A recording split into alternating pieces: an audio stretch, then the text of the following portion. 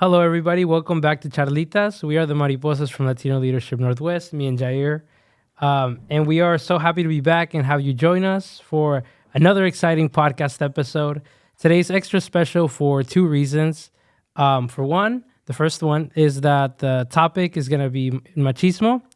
And the second one, I guess I should have said second and third, right? Special reasons is because we have some guests with us, a couple guests with us who are going to be joining us in this conversation. So we can start with the left side. You could introduce yourself. Yeah. Hi, my name is Andres Lara. My friends call me Andy. I live over in Portland. I am a freshwater ecologist and a Latino who works in the community. So I'm excited to talk with everybody about this topic. Yeah. Okay, ya me toca así. And to our right, we have... I need an introduction. No, I'm just kidding. Andy, welcome to the best city in the metro area, Vancouver, the second largest, for sure. I always have to mention it, be a champion for the community. Pues yo soy Eduardo Ramos, and I'm very happy to be joining the program. This is an exciting project and to serve on the board. I have lived in Vancouver for almost 7 years now, and I'm proud to be a board member of Latino Leadership Northwest. Y pues siempre ahí nomás en la grilla. So thank you for having me. Thank you for being here. Yeah, thank you for being here. I mean, I know we've met through like community events and also like you're part of our board. FYI, fun fact, Eduardo is one of our board members. So before we get into the actual topic, we wanted to kind of, break the ice a little bit with like a little fun question. Yeah, I think, okay, it would be a fun question. Before we start, we know, we're surrounded by all men, and this topic is both men and women. So we decided to make this like two-part episode. For this one, we'll focus on the men part, and then the next up, somewhere along the lines, we'll focus on women. So basically, I think our goal here is to not get canceled. Yeah, we try our best, right? This is my number one goal today. Yeah. Por eso aquí no, pero ya nos ponemos. Adelante, sigue. You can continue with the icebreaker. Oh, okay. So the icebreaker question for today is, what is your favorite childhood memory or memories if you have multiple ones or a couple? Yeah, I don't know who wants to get started on it, or does anybody have anything on the top of their head, or no? Do you? When I read the question, I was like thinking about some of the different types of memories, because I think it's like, you reach a certain age, ya estoy bien viejo. No, you reflect on different things. One of the things that came to mind and associated like with the different topics is like coming together at the end of the day, like my parents coming home after a 10-hour shift of working ag jobs, and hacer lo de la cena y después ver la televisión. No, the different telenovelas that were on at the time, and everybody's sitting around the TV, around the dinner table, taking part in that, and that was really special. Pero aparte de eso, también I grew up playing with Legos. Those were my favorite, doing all kinds of configurations. And because definitely I'm a type A person, I loved following the instructions and putting everything together. Me daba mucha emoción. So those are some core memories. I could relate. Yeah, no, that's awesome. I have quite a few core memories. But on the same note that you mentioned, is like coming together is a big one. I know one year my family grew quite a bit. I had some uncles who married and adopted some children. So I had some new cousins. And then as well as my cousins were starting to have their kids. So, next generation was coming up. And it was a real joy when I lived there. I didn't mention this before. I'm originally from Texas, and I moved up here about a year ago.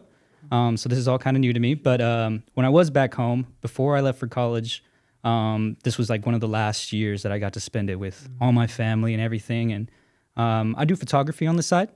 And so I absolutely loved taking pictures of all of our family events and everything. And we did this big thing that year where put a slideshow together. All the family came and we watched it and got to see like how we progressed through the year and how our family grew from the beginning of the year to the end of the year. It was a little sad because I wasn't in any of them because I took the pictures. So, but nonetheless, it was still, a very core memory of mine. Yeah. What about you guys? I guess kind of like what you said, like getting together. Only like we wouldn't get together like on like the kitchen table. We'd get together like on the couch and all that. Yeah, all those types of just like meeting spaces, and that's so important. And I feel like now living on my own, I really miss that. And so when I read your question and was preparing for the program, I was like, we got to mention that. Bring it back. Bring it back. Yeah, bring it back. I can't remember the last time I sat down at a dinner table with my parents and my sister, and even going bigger than that with all my cousins and everything. So I think it needs, bring it back. Well, yeah, no, for sure. I'm excited to be seated even here today to talk about all the things. Ya hasta me puse estas cosas piojosas. All right. So we're looking good. No, ya hasta nos pusieron la plantita ahí. Love it. No, it's good. We got a good environment going. So, a ver qué sigue. Also, to the people watching, we're sharing a mic. We lost one of our mics, just FYI. Missing. Part of the the podcasting process, I guess. But if anybody out there has seen the mic, let us know. But okay, what is my favorite? It seems like we have to be trolling Craigslist or like offer up. A ver quién Market. dónde if anybody aparece. finds us this mic in like any sites, let us know. Link in bio. You will be rewarded with a guest spot in the next podcast. So I would say that my favorite childhood memories would probably come from like you guys said, like spending time with family. I was born in Mexico, so I spent a lot of time over there with my cousins en Nuevo Laredo y en Monterrey. Saludos a la familia y a mis tías y a mis tíos y a mis primos y a mis primas.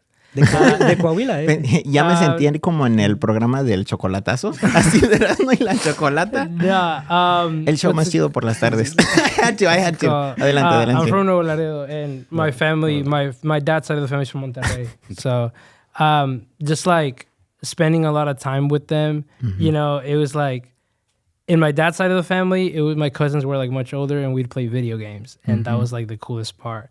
En la casa de mi tía Norma. And in my mom's side of the family, estábamos en la casa de mi abuela. And I just remember like, biking. We had this hill by her, on her house, like right next to her house. And it wasn't, no pavement, no street or like no like cement or nothing like that. It's just rocks. It's just a hill with rocks.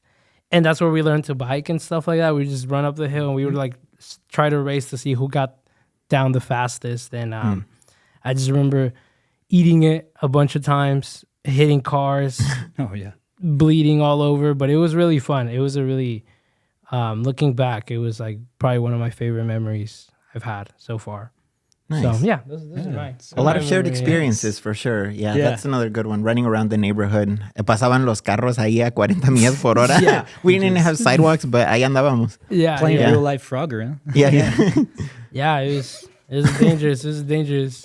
I remember you said you wanted to ask this specific question to kind of like ease your way into the topic and to like bring back those kind of memories. Yeah. Okay. No, yeah, like definitely the question is one word that kind of like takes all of us back, and like it's funny that it's not like we tend to say that like it's a cultural thing, how family centered we are, even if we have every family has its own little things and stuff like that, but at the end of the day, like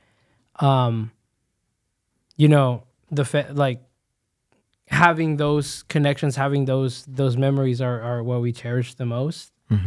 And kind of like speaking now, getting into this topic of like family culture and stuff like that. Machismo. Yeah, kind of heading. No delay. Kind of heading into that direction of this big thing that is el machismo en nuestra cultura, en nuestra comunidad, en nuestras casas, en nuestras familias, y en nosotros mismos. Like we have like talking points, not questions, but one of the first questions is that is that we have here is what is a bromance and why are they important? But like, let's try to maybe change it up a little bit. Yeah. And let's talk about maybe, I don't know if do you guys have brothers or sisters or cousins that are male cousins? Yeah. So I grew up with one cousin in particular. It's my cousin Danny. He's 2 years older than me, and so we grew up like brothers.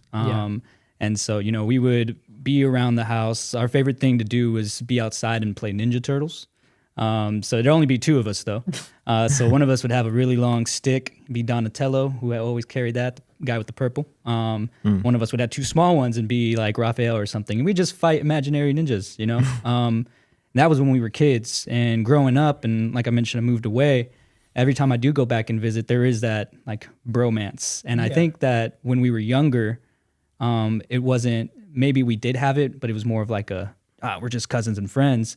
Now that we've grown up a little bit more, we're not afraid to kind of show like, yo, we're family, and you know, we're not afraid to hug on each other. Dude will kiss me on his lip, get a couple beers, and I mean he'll kiss me on the cheeks and everything.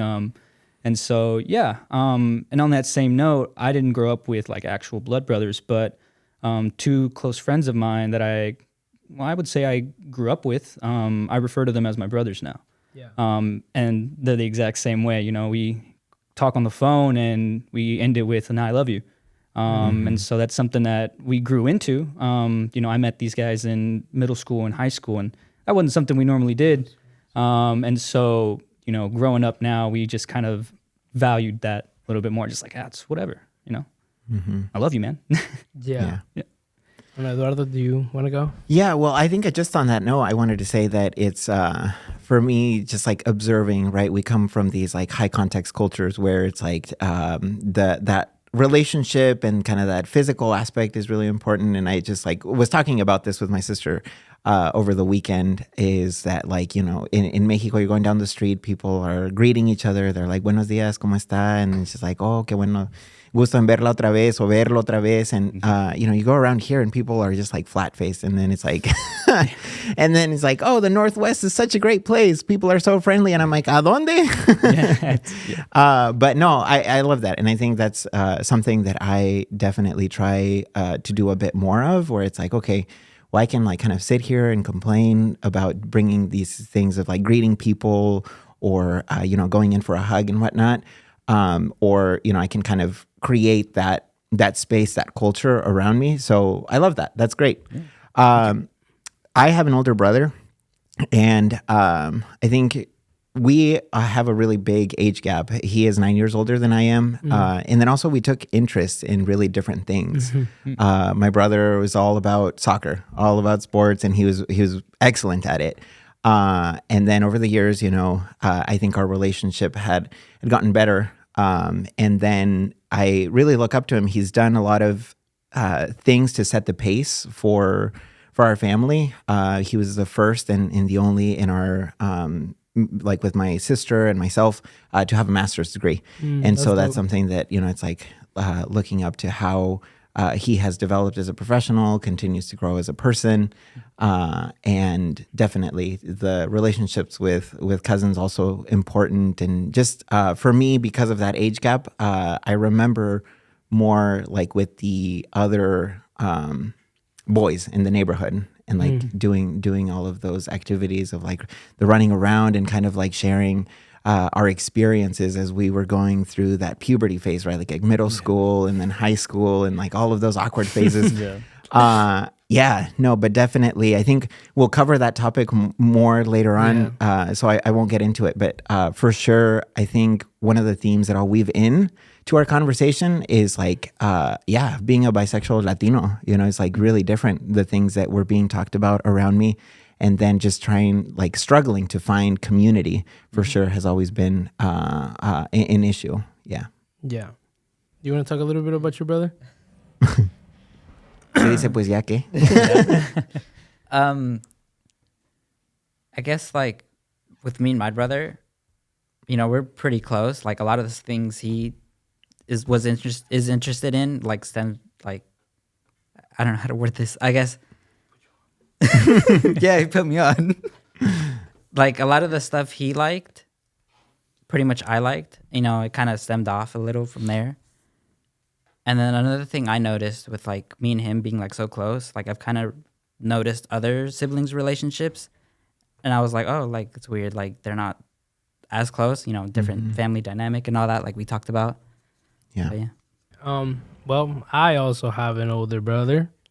They're actually the same age, as his older brother. But what's it called? I would say my relationship with my brother has always been like super, like, I don't know, affectionate. It would be the best way to describe it. Like we've been together for like, I mean, basically my whole life. I like to say that, you know, when I was like a baby, I wanted like an older brother, so they adopted him. But it's always been like one of like affection. This is the way I would describe it. Whether it's like, I don't know, just getting in his face, whether it's pushing him or punching him or kicking him.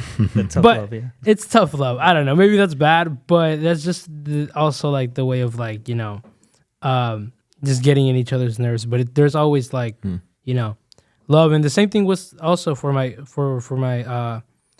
my cousins and I, you know, whether it was here, whether it was or in Mexico, it's always been like sort of like affection and stuff like that. But you know, one of the things that you had mentioned was that topic of like, you know, you go to Mexico and like, you know, it's like a different vibe. Like you can just tell that it's not the same as here when it comes to like showing love in a way, like and what you had mentioned about like just trying to be like a more affectionate person as a man. It's something that like you kind of end up like as we grow up, you know, as we pass those puberty, the puberty period of like you're trying to figure yourself out. And that is one of the things that, at least in me personally, like I definitely like, you know, how should I navigate this like this world that's around me as a guy? Like what should I do? What is the etiquette? And in a way, older siblings play like a big role into shaping who we are, but at the same time, the world around us also shapes us. And sometimes it's like, well, no, I should, like, you know what I mean? Like I should. Yeah. You gain like a new experience or whatever, or like you're like, you know what? Like I don't like how they're doing this. Like let me try to show more affection. Yeah. Or in another way, you know, getting to this topic is about machismo, right? Like you get shown that maybe you shouldn't show love. You shouldn't like be affectionate. You should just be like minding your own business. Or like, yo, like yeah. Yeah. Put on the Pacific Northwest face. Pacific Northwest. I think when I moved up here, someone told me beware of the Seattle freeze out. Apparently, it's when people just are just cold. They're just like, even though you're friendly, it's cold. Yeah, that's what I heard it when I first moved there. You made a good point earlier about older siblings and how to like figure out and to navigate that. I guess I didn't mention this, but I have a biological sister. Shout out to my sister, Nadia, my real sister, yeah. And that was something that I struggled with a lot, and is how to navigate emotions. My parents were great at it, but they also weren't at the same time. So it's like they were on the edge of figuring it out, and they just needed a little bit more push. And as the older sibling, I had to really figure out is like, how do I be there for everybody? At least this is how I felt inside. And so, you know, when I left for college and I had kind of a cultural opening of like who I was and like other people from different backgrounds, I got to experience how they treat, you know, their family. And, you know, some of my friends, and I went to a predominantly white university in Eastern Texas. And a lot of them, they're all predominantly white, by the way. Yeah, predominantly white. Yeah. I think our university population, we were like, the Latino population was like 12%. I think it was very, very low. But yeah, so, you know, I would go and on small breaks, see their family and see their family dynamics. And it didn't compare to mine. And so like a part of me yearned for that. Like I wanted to be closer with my family. Right. I wanted to share more emotions with my dad, and that's a struggle. Yeah. And so, you know, now I feel a lot more comfortable to do that. I'll go home, I'll have these difficult conversations or just be more loving. Our culture is filled with love, but our men can't seem to grasp that. And and so for my little sister, it's also something that I want her to see as well. And I think she's learning it. She's in college right now. She goes to the same university I went to, and I can see. I like to believe I can see that impact of her opening up and allowing not just her family, but her friends and people that she's meeting who are culturally different from her that she hadn't experienced before. Right. That is a big responsibility. I see it from the other end, right? Being the youngest in my family, older brother, older sister. You all go through the punching bag, but it gets a little bit easier. And of course, there are different challenges that come up. And I do again want to acknowledge just the age gap with my siblings, because 9 years older, 6 years older. There were like 4 years where it still felt like I was an only child or the oldest, right? Because then you have to assume all of the responsibilities of being the interpreter, translator, and that was one of the programs that I listened to here, Las Charlitas. No, definitely. And you start wearing all of these hats because your parents need that liaison with all of the different systems. And so, on this topic of affection, I'm just thinking like, it's really hard when you come from a working family and you're in that survival mode. And like, I think my parents always showed affection. Like my dad, the first to cry anytime that we accomplished something or that we brought back like a good grade. Like no entendía, pero le daba mucho gusto. Y era la manera de expresarse. My mom always with the hugs, the kisses, oh, eres el más guapo, encouraging. And, but I think one area where, again, that survival mode kicked in and is like, if we went through something really devastating or really sad, it was like trying to stick on that positivity of being like, no, pues hay que echarle ganas, or esto, Dios pone las cosas, or, it's like always finding something of like, well, maybe like look out at the bigger picture and like, we'll deal with those emotions later, or like, this is going to get better. So just like, we'll deal now and then go forward. And so all of that probably, definitely feeds into then in the later years struggling to show affection, especially as a man. And, it's just like we're talking about all of these things and seeing the examples around us. And of course, it's just like I'm thinking too in our community, the different spaces that we go to. And of course, I mentioned earlier that soccer is really big in the family, where it's like, los señores ahí se agarran a decir de diferentes cosas. And it's just like you're hearing these things, you're observing these things, and especially like, that's like what is it called? Like learned behavior. Like here's where I'm about to get canceled here. Voy a decir la cosa equivocada, ¿no? But that's like learned behavior. And then you're like observing and saying like, okay, well, maybe I shouldn't react. Even if my dad shows affection this way, then it's like, what do all the other men, out in the outside world think? And so it's really stressful for first generation immigrant children, because we're like absorbing everything in real time, right? There's no foundation for our families. No, yeah, I definitely agree with you. I am first gen citizen here, and that is like something there's no guidebook for how to navigate. My family had been partially in Southern California for a while, and then mostly in Texas. And like, how do you navigate a whole different culture? And Texas is wild, guys. It's a tough place to grow up. And I grew up outside of Dallas, and it was a underrepresented area. It was pretty ghetto. And so even people outside of Latino culture had that like machismo as well. I don't know, you got to be tough all the time. And so I was a quiet kid. And it's like I couldn't be tough, and so my only other choice was to be quiet. And so having to break out of that and learning how to break out of my shell, like there is no one teaches you that, and my parents didn't have, I guess the resources, or didn't have the time or energy to be able to be like, yo, you got to be not. It's okay to be nice. It's okay to be kind. And it's okay to have friends, like be close. Like nothing has to be, you don't have to be hard all the time, Yeah. It's something I had to grow up learning. Yeah, no, that part resonates. And I don't know if you, Jair or Luis, if you have a thought in there, but I just wanted to add on to that part, the street toughness. Yeah. No, yeah, definitely. I am embarrassed to admit, for sure, the thing about like you become a bully when you're insecure. And so anytime that people would try to draw attention to the way that I presented as a man, I was like, your guy over here is a little fruity. So I get that. And, people would come after me.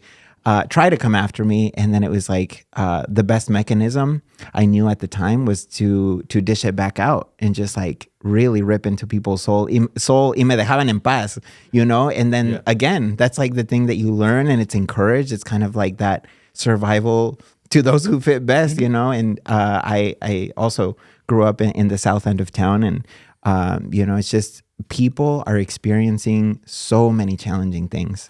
And I just like now with the privilege of having, stable job, healthcare, and being able to like access all of these things and the time to reflect and then to sit with emotions is just something that working families don't have. And so a veces it's so easy to just be like, oh, our parents really messed up here and like, echarles toda la culpa. This is how I feel. Yeah. People in the audience already typing their chat comments. ¿Quién se cree? Yeah, ingratos. No se crean. It's like, I don't know. I for me, it's like parents were really, at least, again, speaking on my own experience, because that's all I can do. I'm not a technical expert. Everybody out there, go to therapy. It was like my parents were doing the best work that they could, being farm workers in Eastern Washington. I don't know how I got off on that topic. I feel like it was a little random. It's still Luis, you were like, I'm not following you. No, it's still perfectly relevant. I don't know. Do you want to add anything or? I like the part where you touched about like your parents and all that. Like mine was a little different. I guess, my dad was like, I guess strong and all that, but like the way he showed love was really physical. So he was always hugging us, kissing us and all that. He still does. And then my mom did, but like her love was a little different. It's more, I think my brother put it as like acts of kindness or like, actions and all that versus like my dad was more like physical and all that. Oh my gosh. Is physical. Yeah. I know. Did y'all take the love language quiz or what? It's just Falta, no? What's the love language? Yeah. What's it called? Yeah, no, I mean, I feel like both of you touched on this point of like, it's kind of like a sort of like a shock. Like, I feel like we experience shocks like as we grow up, like whether it's with our parents, whether it's out or like, kind of like talking just in general of like being a guy, being outside in the world and like, you kind of like experience these moments. I think we can all, I feel like we can all kind of touch on these moments where like, or like we all have these moments where like you're kind of like there's like a character shift in you because of something that you see, maybe like a role figure, like whether it's a parent, I don't know. I personally, when I was like younger, I had a lot of like the people I looked up to the most weren't like friends around me, but it was older people. Like it was older people that I would hang out with that I looked up to pretty heavily. And in a way, like, as when you're a kid, you don't notice it, but like they start rubbing off on you. And, I definitely had moments where like things maybe got like violent to the point where I was like, wait, what? It's like, what? And then you kind of like think like maybe this like I want to be that then. Like, because this person that I really look up to is like this, and like nobody's touching them. Nobody can mess with them. Yeah. And then like as a guy, like kind of you want to be like, well, I need to do that so then nobody messes with me or something like that. And then you like you kind of had talked about like that it was kind of like something similar with you, where like you were kind of like, if somebody's talking smack to you, like your first thing at the beginning was like to just go right back at them. And like or if you guys, if both of you have like other like a similar situation where like it doesn't have to get physical, but it can be verbal, it can be like emotional in a way where like you're just detaching yourself.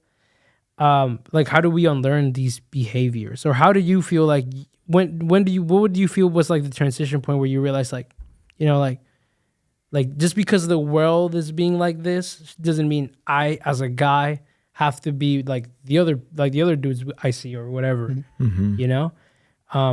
I don't know if you have like that moment, or if you can kind of expand on how you unlearn like those behaviors. Yeah, doing it. I think, like I said, my experience at home really different. I think more influenced. So I'm trying to give build up some context of it, because at home I felt safe to express myself and my emotions with my parents. But then it was like heading out to the exterior world, where I became defensive and scared. And the moment where that transitions is definitely, it starts when I go to do my undergraduate and I leave home. And then, you start to kind of like navigate the world by yourself when you go and to a different city to study university. And so then the specific point, though, I think is when finally like my sexuality became public. And then it was like everybody's business. And I had no choice but to confront it and to be like, yes, I am also attracted to men, and like, let's talk about this in an open forum. And then being like, well, kind of that defensive behavior and, I guess defensive behavior is how we can summarize it, came from that insecurity. And, when I was forced to confront it in a very public manner, I began to then shape like, okay, well, kind of this secret or part of myself that I had not accepted is out there. So like, what, ¿qué más hay? Come after me. Yeah. And so then it's was starting to be more myself outside of the comfort of my home. And with my partner at the time, she was very encouraging too, to be like, this is who you are, and you need to just like present yourself in a way that's comfortable, and that people see like just how genuine, how like sensitive, and just like all of these things, sensitive in a way of like, you have emotions, right? And so then that was really important. But definitely that is like the specific time where it was like I was forced to confront my sexuality publicly. And then no, ahora ya me vale. Yeah. I'm like, bring it on. No, but definitely I will probably say it again, everyone go to therapy, because that also helped get to develop coping mechanisms. Yeah. And right. zoom out, from my inner thoughts and like all of that dialogue that happens in our head, to be able to digest it. You're mentioning this with going to therapy, and that's kind of like a little bit one of our next talking points. You know what I mean? And you just said like you can learn like new coping mechanisms when you're going to therapy, and this is like a conversation that I've had with like my brother or my dad about therapy. And like, I was talking like recently to my dad about it, and he was telling me he had a friend who was like, my dad is old. My dad is an old guy. Pobre. Ya lo quemaste. He's old. He's old. But he was talking. Perdón. He was talking to a friend of his, and this friend that he had, he told him like, oh, yo, like I've been going to therapy and stuff. And my dad's like, you like, Joe, like grown man, like you, like I get it, like okay, it's for young people, right? But like you, like why do you need to go to therapy? Like you're already a grown man. And like we were talking about it and stuff like that, and it's kind of like explaining to each other. Like I was like, when we were talking about it, like I was kind of explaining it to him, like what therapy really means. And he was kind of explaining to me like why he didn't get it. But at the same time of like, well, he also felt like he was like, damn, maybe I need that too then. Yeah. Because of the stuff that he's going through. But it is like a topic of conversation, definitely. Yeah. I feel like in all Latino households, the topic of like therapy. Like, do we need it? What's it for? It's pointless. Is it a waste of time? you know, what have been your guys' experiences with it, if you guys have any? Yeah. So I definitely have experience with therapy. And to bring up points earlier, insecurity can do some terrible things to a person. When I moved away, I moved 3 hours from Dallas to the country of East Texas, and it was a predominantly white school. And just to be honest with you guys, I didn't even realize I was brown until I got to that school. Like, I grew up with people who shared the same color as me, black, brown, even the kids who were white never treated us any different. And that's just, we were all at the same level at that. And so, but when I got there is when I really, really felt it. Like, oh man, it's the color of my skin, and people care about it. People think it's important, and I struggled a lot with that. I joined a fraternity at the time, and it was a white fraternity. So I dealt a lot with understanding, or trying to understand who it was that I wanted to be. And this was at 2016, and 2016 was a very controversial year, politically and socially for everybody, culturally. And so dealing with that fallout, and seeing the true colors of people I thought were my friends, I dealt with a lot of anger, and pent it up. It was all pent up, and it just kept building and building. Like I mentioned, I wasn't a very tough kid. My solution was to just be quiet. So I went a lot of time through that. And I guess this is a trigger warning for people who, deal with alcohol. That's something I turned to. In Latino culture, it was pretty big for kids, in their teens to take a sip. And although it wasn't a problem prior to that, it became one. So I had to really sit and deal with the fallout of that as a man. How do you learn to control your emotions? How do you find those healthy coping mechanisms? Not just a coping mechanism, a healthy one. And that's something that, took a lot of time. And I had to it took friends of mine, people who really saw that I was trying and struggling, to come to me and be like, we think you need help. And, some people are lucky enough to have friends like that. Some aren't. Some still deal with that. And so that was a big shift for me. I stepped into leadership positions, and I had to really think about what I was going to be representing, as I was being the face of organizations, Latino organizations, on campus in a very polarized area.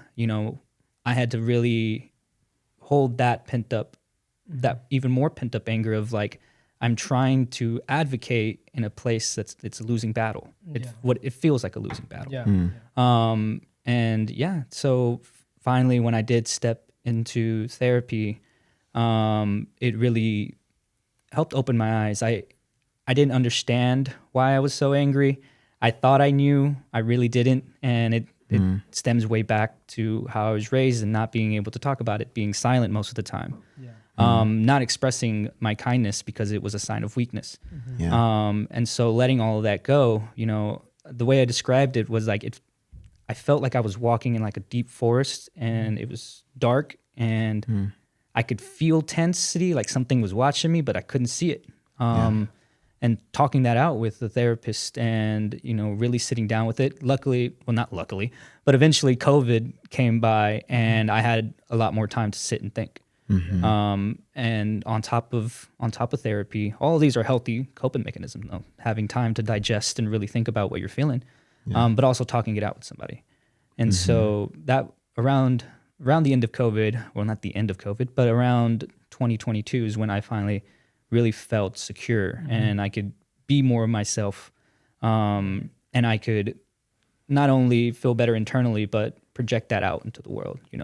Hopefully, what I do and how I present myself can make people feel a little bit better. And that's truly what I want, because I know what it felt like, and I don't want people to go through that. That's my experience with that. You covered a lot of great topics. Y yo me quedé aquí viendo a Yair. I was like, Yair, ¿sigues despierto? A ver. No. A ver, dinos algo. You touched on a lot. You touched on so much, and again, it's kind of like this topic is kind of like it's like a domino effect when we start actually talking and stuff. Like kind of like, oh, then this brings up that thing, and you brought up this about, you talked about the coping mechanisms that you kind of use that weren't healthy, and whether it's alcoholism or whether it's like just completely blocking yourself mentally from a situation. It's like at the time you think like, oh, it's okay, like it's fine and stuff like that, but like later on, like once you're actually getting the help that you needed, like you realize like there's better ways to do this, and the benefit of therapy is like it's somebody who can guide you through it, and provide you with like the insight that you kind of needed, that you couldn't get yourself, that you can't find with yourself. Yeah, it gives you another perspective, definitely. Yeah. No, on staying on that topic, Andy, you touched on two very important points about like also having the friendships that help encourage you to do those parts. But like, this unlearning machismo and in the larger system, right, of the patriarchy, it's like this is a really fractured approach. Like this is not the experience that most people have, or it takes a really long time before people develop those types of relationships, and find those friends who are challenging you in good ways, right? And because then I'm sure we also then have all those friends who are like, oh, the way that you're coping is good.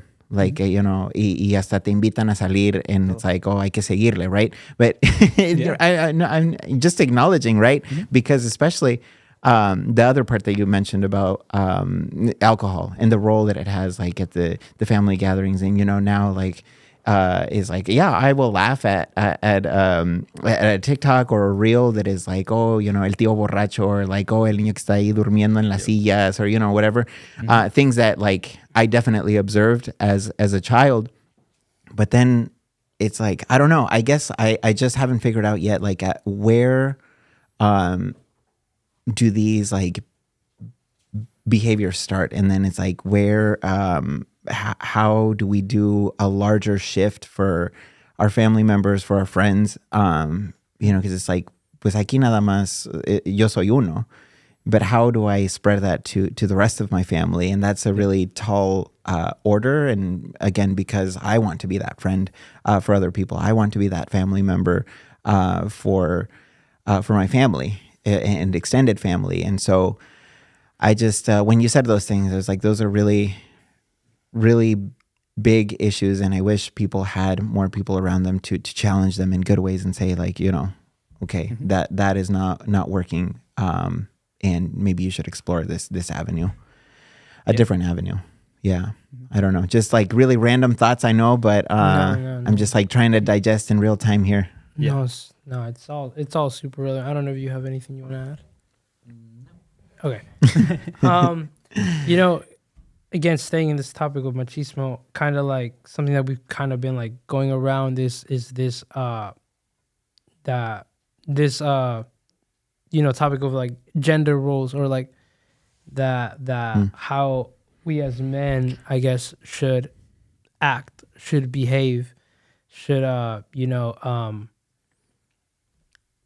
interact with the world around us, or with the relationships around us. I'm not like an expert, like, so you know what I mean. Like I don't like, this is my definition of what I think it is, or how I've always viewed this role that we have as Latino men. It's always been a role of like, especially coming to the U.S., like being immigrants, of we say like, you gotta thug it out. Yeah, you gotta thug it out, like you gotta just keep working, like and in a way, I feel like, sure, like, yes, it can bring its like benefits in a way, to have that sort of mentality, but I've definitely, like we have the conversations quite a few times of like people that we know of, or like maybe that maybe use that that whole like mentality as like a coping mechanism, you know, kind of like not to like throw my dad under the bus or nothing like that, you know what I mean, but like just to make it, just to kind of like bring an example, like my dad started working since he was 18, and he was like a truck driver, and for the last 40 years 50 years, like he's worked as that until like recently that he's retired. So like, you know, somebody who had to do it, who had to live like that, you know, it's definitely like a challenge to kind of like once because now he's done with it, you know, but it's like, now what does he do? Yeah. And then I'm like, I don't know, like go for a walk or something, like go get a hobby, dude, or like you don't have anything else to do, like you, because like now I'm in the privileged position of like, outside of like what I do is like you know, like engineering or whatever, like I have this, or I can just go play soccer, or I can just go, I like movies. I have things that I've been able to actually, you know, develop an affection for, and like like kind of like, you know, put time and effort into like creating like a little space for myself in those things. Yeah. And I'm like, my dad doesn't have that. My dad doesn't have that. Like all he has is either work or just talking to us. Yeah. You know, and in a way, he was instilled that though. Like that was what was taught to him, and so it's like, again, kind of talking about this topic of roles, like and how to like express emotions with loved ones. Like I don't know if you guys have any thoughts or experiences as like just like that of like being like, you know, the man is the provider. The man is the one that has to work. The man is the one that cannot complain. The man is the one that cannot, you know, sit out because he's sick or whatever. He just has to work. Even if like he's like emotionally like just forget about that. Just put it aside. Like you got to keep working, you know? Could I add to that? Yeah, so kind of pretty much what you said about your dad. My dad's kind of like the same. Like pretty much, I think my brother put it like, oh, his entire like, I guess personality, right, is like just work. You know, my dad grew up on a farm. Like all he's ever known is just work. And then like we're like, he should get a hobby and all that. You know, have the patience to make a hobby, like to find a hobby and all that. Yeah, no, I mean, my parents are victim of that as well. They're victim of having to just constantly work. You know, I'm 26 now, and I'm older than when my parents had me. So, you know, they've lived basically their entire adult lives taking care of me. Yeah. And so they're a victim of just being work. I mean, even they're workaholics, both of them. When I was 14, I remember starting to go to work with my dad. We would sell tacos at a pulga on the weekends. And you know, that's kind of normal. And I feel like in our culture, you know, I mean, just the other day I saw someone helping out, like a little taco stand, and it was a child just hanging out. And so it's kind of normal. Definitely. A mí me tocaba ir a cortar las yardas. I see. Yeah. And I'd be in charge of taking money because I could speak Spanish and English, so I was in charge of taking money. But no one tells you math and Spanish is hard, you know, because it is. But yeah, so they're victims of that, and you know, I think I'm just gonna refer to it as my awakening. But around that time, I feel like my father and my mother, you know, took that to heart as well, as like a sign that maybe they also need to have a shift in what their roles are and who they are as people. And I chatted with them about it, and you know, we had some enlightening conversations about like where they came from and who they wanted to be prior to having me. And you know, my dad has always taken on that role of work, and he's been in the service industry, managing restaurants, being a server, being a bartender, his whole life. So you know, schedules were always sporadic, and so he would come home super late sometimes he wouldn't come home at all. Sometimes he'd be gone most of the day, or it'd work out to where I get to spend the afternoon with him. And so consistency was tough. But I like to think that my dad doesn't have so much machismo, and maybe it's he's settled down a little bit more, and I'm only remembering the most recent, which isn't a bad thing. And so falling into those gender roles is tough. I grew up with my parents' roles being kind of flipped, where my dad did a lot of work, physical, like go out, get money. But my mom is the one who taught me how to use tools, taught me how to work on cars. And that was a skill that she had to learn when she moved here, because she was the only one here working or with my grandparents. So she would take care of that. My grandfather would be working, and she would take care of that. So she passed all that on to me. And so growing up, and even now in my relationships, I like to believe I don't put any kind of role on anyone.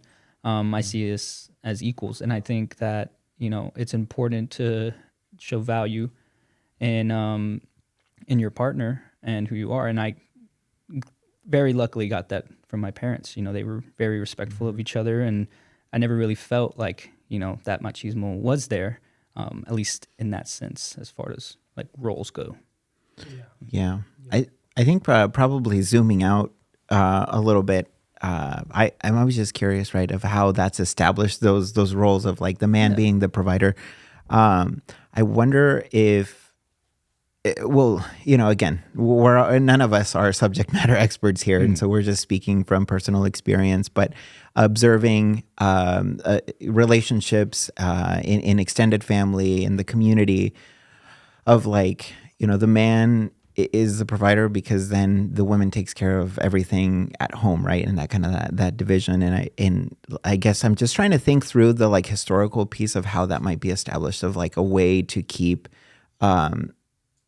women in control, right? Of like, if I'm providing all of these things, and I get to set the pace for how things are managed at home, or where the money is spent and all of these things. Because then you start to go through all of the different pieces. Like women needed a man to like open a bank account, to have a credit card, to buy a home, to do all of these things. And not so long ago, like guys, like that was not so long ago here in the United States, and then globally. And that's like, so it's just like, again, trying to find ways of like, how do we bring that back for our Latino community, right? Because it's like we have these personal experiences, but I always try to think about like, how can I be a model for people around me?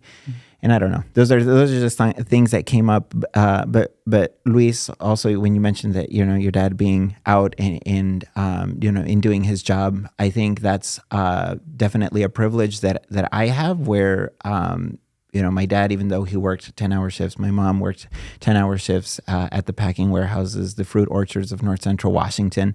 They were consistent in my life and drove me around everywhere. And when I wanted to play soccer, they were like, "You're the best. Tú cargas a todo el equipo." But then when I like got to high school and I was like, actually no sirvo pa nada. And I want to be a journalist and get involved in student government. Like, they did not bat an eye. Yeah, they had my back. But that was not the experience of my brother, because they had a time about like 4 or 5 years where they lived in Mexico before I was born. And of course, the very like common structure where my dad would come and spend extended periods of time to be able to provide for our family back in Mexico. And again, this was before I was born. And so I often think through that, like the differences of how my brother and I developed just by, the difference of what family life looked like, what home life looked like. And so when you brought up your story, and I don't want to put you on the spot, but that was like, that has to be a really different experience, like just not having that consistency. And then it's like that allows, in my view, for other influences, like de los tíos, de los vecinos, like whoever the men in your life might be. And so just giving grace, I guess, to our parents, and then also to our siblings who have different experiences, like being the oldest, and then I'm the youngest, right? And so, yeah. More Eduardo random thoughts. We're gonna have a spin-off here. Just kidding. No, I like the random thoughts. There's a lot of pieces that can go into what exactly, machismo is. With the topic of like the roles, and you mentioned like the women have to cook and clean. I don't agree. I think it's an equal partnership. At least that's how Which, I by was the way- raised. And like maybe that's a testament to what you mentioned earlier about who those role models are in your life. And for mine, like heavily influenced by my mother, definitely. For sure. And so that happens. And my father is a provider, but growing up and being more involved now, I see it is equal terms. And to be a provider in this economy nowadays, that's what I was gonna say. I was like, si alguien me quiere mantener, if you're listening, no, I'm just kidding. A ver si la novia, ponte a trabajar. Applications that no. Yeah. But yeah, so like it's not easy, and those roles are established. And like I grew up with chivalry, and a lot of people say that chivalry is dead, not because people are doing it, but because people mistake it. There's been plenty of times where I've offered like to open a door or hold a bag, and I've been like, "Oh, you're being a man, or you're being super machismo." I was like, I was just told to help out, and and that could be an after effect of like people who are affected by people who are super machismo, and like they're just like, "Oh, we see a man trying to do these things, and whatever, despite the intentions, it might come off a certain way." And I think that's like the whole culture itself isn't so much. It's not gray. It's not black and white. So it's a gray scale. Yeah. I think that the beautiful thing about us having this conversation, first of all, the cool thing is like we all had like different perspectives of like how we've dealt with like the machismo in our families and stuff like that. Like maybe it wasn't as present in yours. Maybe it was a little more present in mine. Maybe it wasn't present in yours. Like, like we all have like different experiences and stuff like that.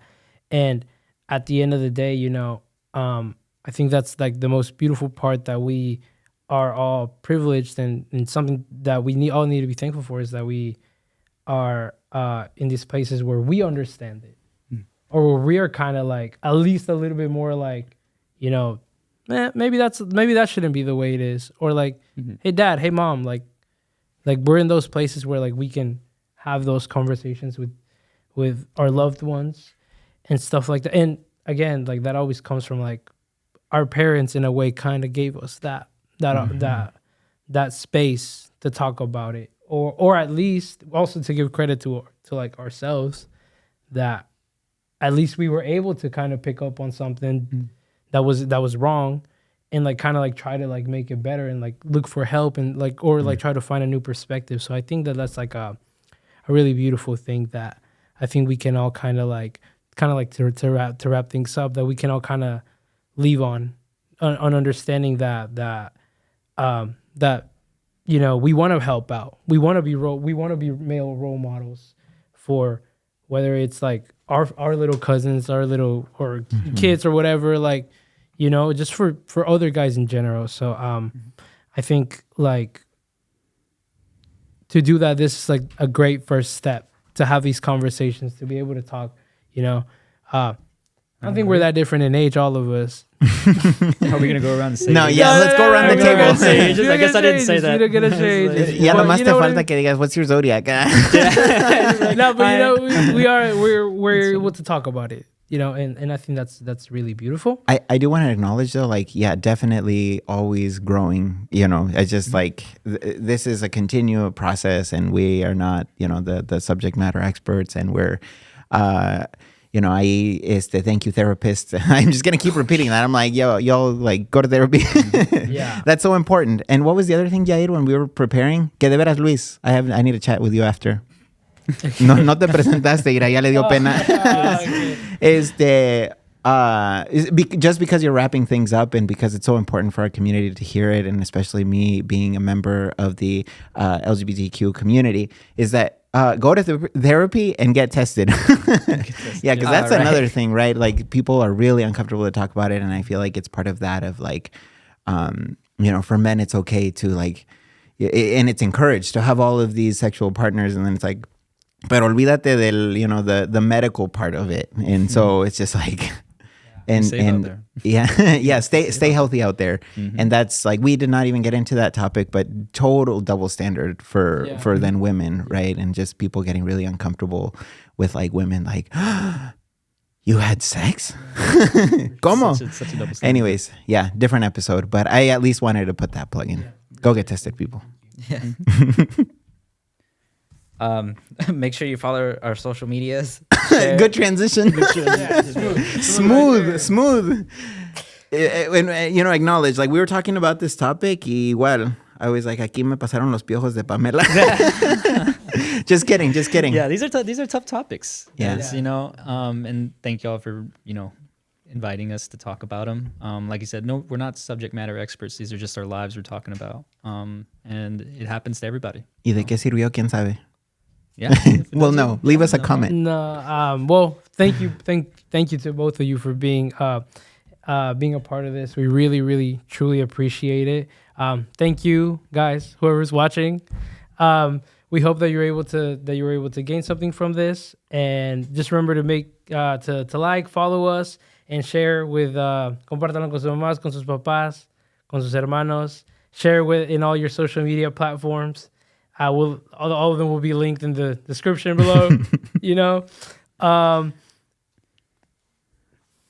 This has been another episode of Charlitas. This episode was brought to you by Latino Leadership Northwest and funded by Enitai Foundation.